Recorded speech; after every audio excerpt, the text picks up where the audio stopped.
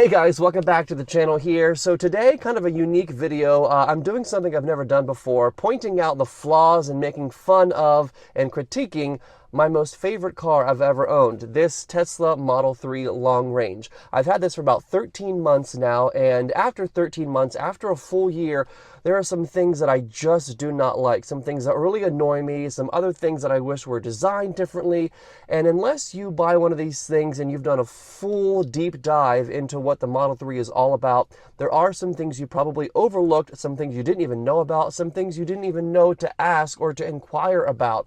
So this today is going to be 10 things that I do not like about my Tesla Model 3 long range. And let me set the record straight. I love this car. It is quick. It is quiet. It is so fun to drive. I'm obsessed with it. But there are some things that if you're not a Tesla fan yet, these could really throw you off. Before we get going though, be sure you are subscribed to the channel below.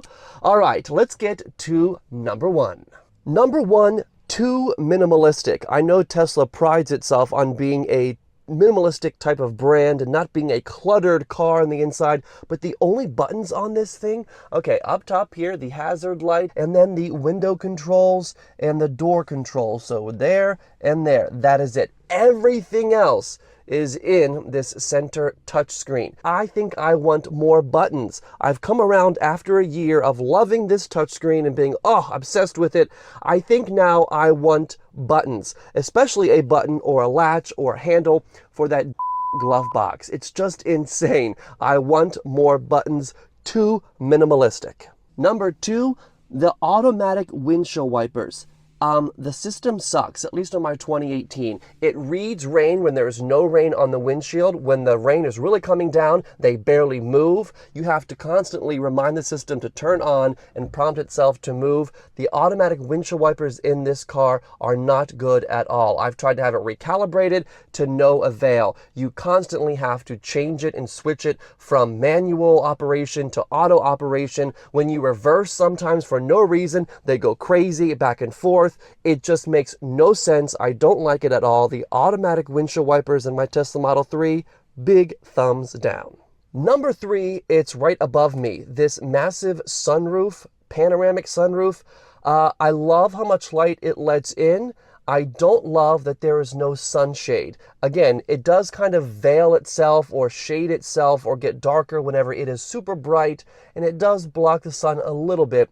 But I wish there was a sunshade. It just would make this car that much more cozy and kind of closed off when the weather is super, super hot. Related to the sunshade, I do wish that this slid back a little bit and some actual air or some sun could be let in on days that it's not too hot outside. This is a fixed big pano sunroof, and I wish it moved a little bit. Some sunroofs on some Teslas do move. The Model 3s does not. It is set in place. Number four, the earlier Model 3s came with this piano black glossy type of trim and inserts all over the place, and I actually covered mine up for this reason.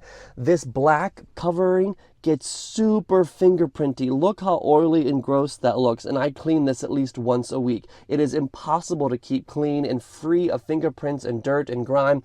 I've covered mine up here in the center where I touch the most with some faux carbon fiber inserts to give it a kind of a sportier look, but also to just get rid of so much of that black glossy covering because I could not stand looking at all the fingerprints and dirt everywhere. Number five, this is a big one for all Tesla owners, I am sure.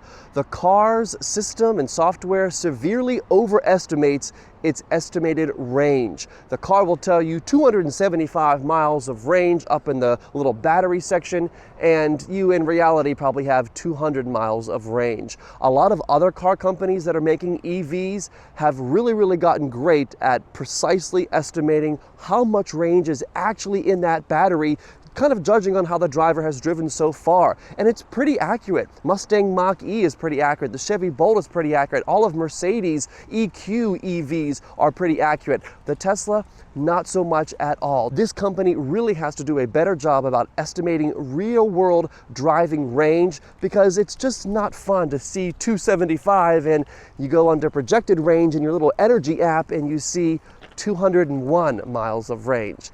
Don't love that. Number 6, related to range, any sort of elevation out on the highway, backcountry roads, any sort of elevation sucks the life out of these batteries. You can go from 95% at the bottom of a hill that is a half a mile long, and at the top you'll have 93 or 92. That's if you're going 60, 65 miles an hour or so. So elevation really sucks these batteries down much faster than just straight flat roads do. So just be aware, if you buy one of these, elevation really eats away at these batteries. When you do go down that mountain that you've climbed or that hill that you've climbed, you will likely gain some of that power back because of the regenerative braking on these cars, but in all, elevation really is not a friend to the Tesla battery pack. Number 7, because of the instant torque on these Teslas, I guess there's just more strain on the body parts and the different things that keep it together. But one of the biggest problems that it causes in the earlier Model 3s, at least in my experience, is that it actually loosens a bolt on the driver's seat that causes a little bit of movement when you are braking and or accelerating. So when you're at a complete stop or coming to a complete stop, the driver's seat actually shifts a little bit each direction. It's an actual bolt, a pivot bolt, I believe is what it's called, but it's a bolt underneath here that just becomes loose over the years of all the really fast accelerating and fast decelerating on the driver's seat, and it makes it move up and down in directions in different ways that it should not move at all. Tesla is aware of this. There is an easy fix. It's not super expensive to get it fixed. I think mobile servers can come out and do it for you, so be aware of that. It is quite annoying to have your driver's seat move when you aren't moving it. Number 8, the rear seats lack any sort of thigh support for anyone really over the height of 5'6", I would say. No thigh support whatsoever. So back here on long road trips, you really have your legs bent for far too long. The seats are kind of smaller than they should be, in my opinion.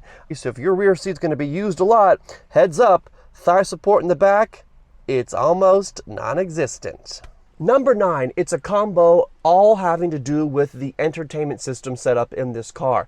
It's not great. The first part of this number 9 is there is no Apple CarPlay, wired or wireless. No Apple CarPlay offered at all. The other complaint is that right down here, that is the extent of your music preview. A little teeny strip right here. You can make it bigger to pick other sources and something like that. Occasionally, this little ribbon will bounce up here to the top depending on what other screens you have open, but never, ever does this get bigger, like over here, to take up half the screen so you can really view it really nicely. Nope, this is the extent of your music preview. So when you're trying to drive and look over for what song is coming up next or what song is playing, this is all you have. A major for me.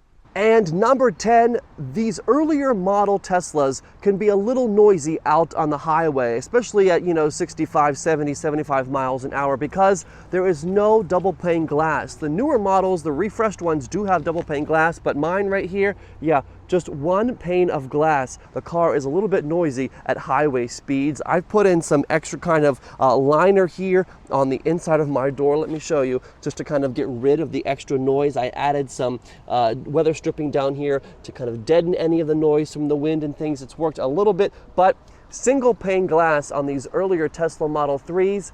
Well, there you have it. 10 reasons why I don't like my Tesla Model 3. Again, the reasons why I do love this car absolutely override those 10 reasons, but they are 10 reasons and things that I think about quite often. And when people say, hey, what do you really think about your Tesla Model 3? These are some of the things that I point out and share with them. Make sure you hit this video with a big thumbs up and follow us below. Subscribe to the channel here. That is it for today. We'll catch you on the next one.